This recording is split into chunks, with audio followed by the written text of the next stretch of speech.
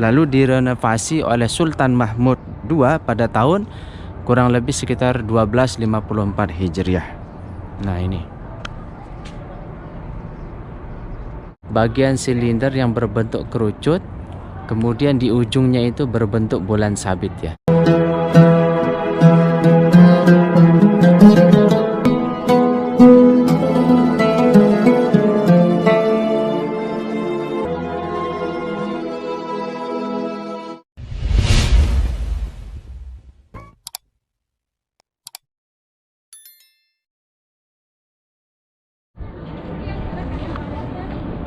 Halo sahabat YouTube, Assalamualaikum warahmatullahi wabarakatuh. Apa kabar semuanya? Berjumpa kembali di vlog saya Farid Rizky 25.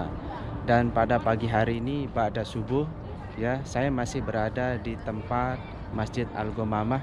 Namun kali ini saya akan meliput sebuah masjid, yaitu Masjid Sayyidina Abu Bakar As-Siddiq.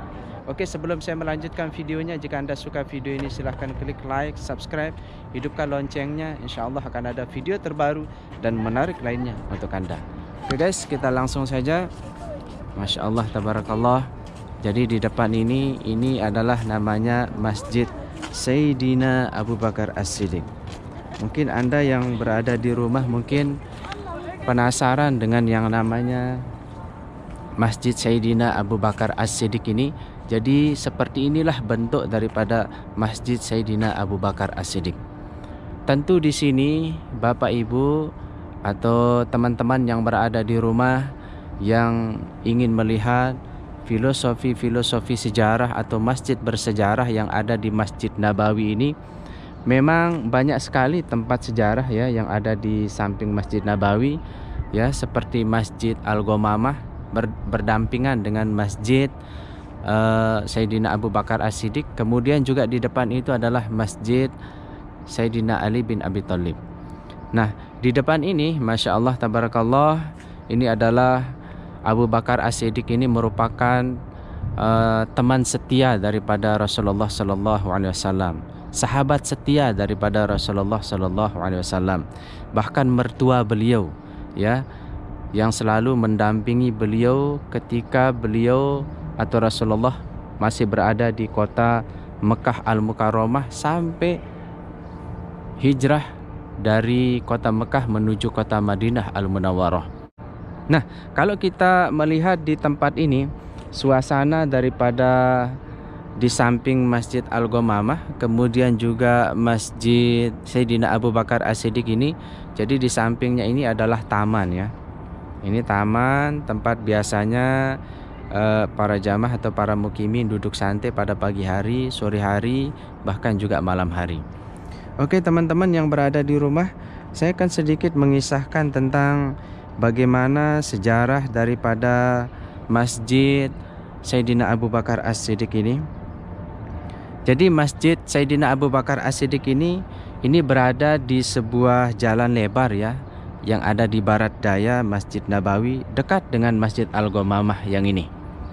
Sangat berdekatan dengan Masjid Al-Ghamamah. Masjid ini merupakan salah satu tempat. Jadi masjid ini merupakan salah satu tempat yang pernah digunakan oleh Rasulullah melaksanakan sholat Idul Fitri ya, dan juga Idul Adha. Jadi Rasulullah bersama Abu Bakar pernah menggunakan masjid ini sebagai tempat sholat Id. Kemudian masjid ini dinisbahkan oleh Rasulullah kepada Abu Bakar As-Siddiq. Nah, Masjid Abu Bakar As-Siddiq ini teman-teman, ini dibangun pada masa pemerintahan Umar bin Abdul Aziz, lalu direnovasi oleh Sultan Mahmud II pada tahun kurang lebih sekitar 1254 Hijriah. Nah ini.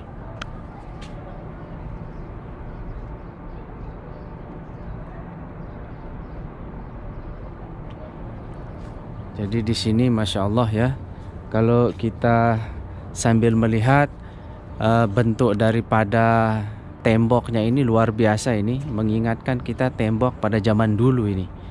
Dan kalau kita melihat di tempat ini, Masya Allah, masjid ini terlihat kokoh sekali ya. Masjid ini terlihat kokoh sekali, yang tentunya banyak orang penasaran menuju ke masjid ini, Masjid Sayyidina Abu Bakar As-Siddiq ini. Jadi Masjid Abu Bakar As-Siddiq ini berbentuk persegi 4. Panjang rusuknya ini kurang lebih sekitar 9 meter ya teman-teman. Jadi dibangun dengan batu basal. Nih, batu basal ya. Kemudian jalan masuk berada tentu di dinding selatan. Di sebelah kanan kirinya ini terdapat 2 jendela. Jadi di sebelah kanan kiri, di sebelah kanan kiri daripada Masjid Sayyidina Abu Bakar ini terdapat 2 jendela persegi panjang. Jadi jalan masuknya ini mengantarkan jamaah langsung menuju ke ruang sholat ya. Jadi jalan masuknya ini langsung mengantarkan jamaah menuju ke ruang sholat ya. Dan kalau kita melihat ya, ini menara azannya berada di sudut timur. Lalu bagian pondasinya kalau kita lihat ini memiliki area persegi 4 ya. Terdapat tiang silinder di tengahnya dan berakhir dengan penyangga balkon. Jadi di sini terdapat tiang silinder ini, tiang silinder. Kemudian di tiang silinder itu terdapat atau dilapisi logam ya. Jadi tiang silinder itu dilapisi dengan logam yang berbentuk kerucut dengan bagian paling atas berbentuk bulan sabit. Jadi yang dimaksud ya itu ya sahabat, yang paling puncak itu bagian silinder yang berbentuk kerucut, kemudian di ujungnya itu berbentuk bulan sabit ya.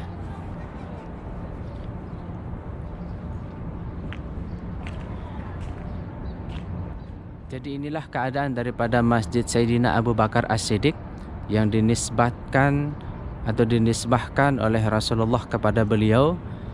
Dan di tempat ini memang tidak digunakan untuk sholat ya, karena berdekatan dengan Masjid Nabawi. Jadi kalau tidak ditutup tempat ini, tentu banyak yang sholat dan berdoa di tempat ini. Nah, untuk itulah petugas melarang para jamaah atau para mukimin yang sering berdoa, yang sering memuja-muji di tempat ini, yang sering sholat bahkan berdoa di tempat ini, karena memang sudah ada masjid tempat kita sholat, yaitu Masjid Nabawi. Masya Allah, tabarakallah. Jadi sholat di Masjid Nabawi itu kita akan mendapatkan nilai pahala 1000 dibandingkan di masjid lain. Sedangkan kalau sholat di Masjidil Haram itu kita akan mendapatkan nilai pahala yaitu 100.000 dibandingkan juga di masjid lain. Jadi begini situasi dan kondisi daripada Masjid Sayyidina Abu Bakar As-Siddiq ini dan juga Masjid Al-Ghamamah. Oke teman-teman yang berada di rumah, sekian dulu tayangan video ini. InsyaAllah mudah-mudahan bermanfaat dan menghibur Anda tentang sejarah Masjid Al-Ghamamah dan Abu Bakar As-Siddiq yang ada di tempat ini. InsyaAllah mudah-mudahan menghibur Anda. Jika Anda suka video ini silahkan klik like, subscribe. Terima kasih. Assalamualaikum warahmatullahi wabarakatuh.